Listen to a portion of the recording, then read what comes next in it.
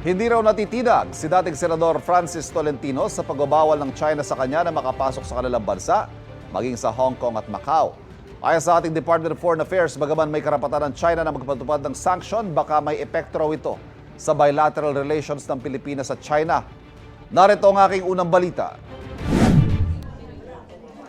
Isang araw lang matapos ang termino sa Senado ni Francis Tolentino, agad naglabas ang anunsyo ng Chinese Foreign Ministry.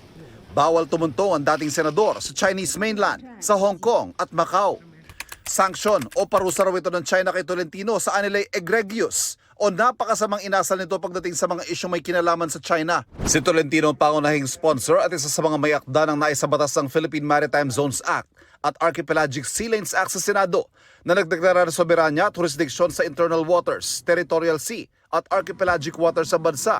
Mga batas na mariing pinalaga ng China. At ilang linggo lang bago matapos ang kanyang termino, naibunyag sa pinangunahan niyang Senate investigation ang pang-espiya umano ng China sa bansa. Dagdag ng China Foreign Ministry, meron daw talagang pagbabayaran sa pananakit sa interes ng China.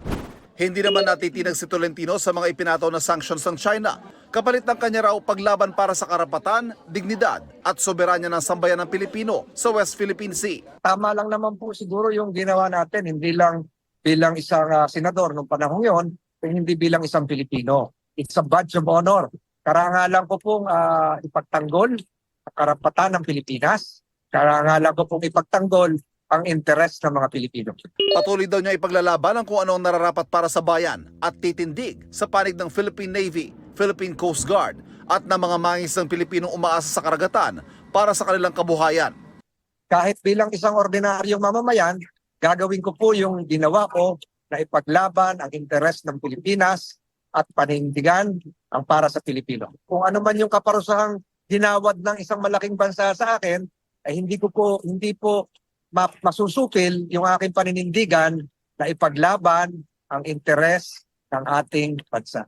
Ayon sa DFA, bagamat may karapatan ng China na magpatupad ng ganitong mga sanksyon, ay malinaw na hindi ito nakakatulong sa pagbuo ng tiwala at pagpapabuti ng bilateral relations sa Pilipinas at China. Ito ang unang balita. Ivan Mayrina para sa GMA Integrated News. Kapuso, huwag magpapahuli sa latest news and updates. Mag-iuna ka sa balita at mag-subscribe sa YouTube channel ng GMA Integrated News.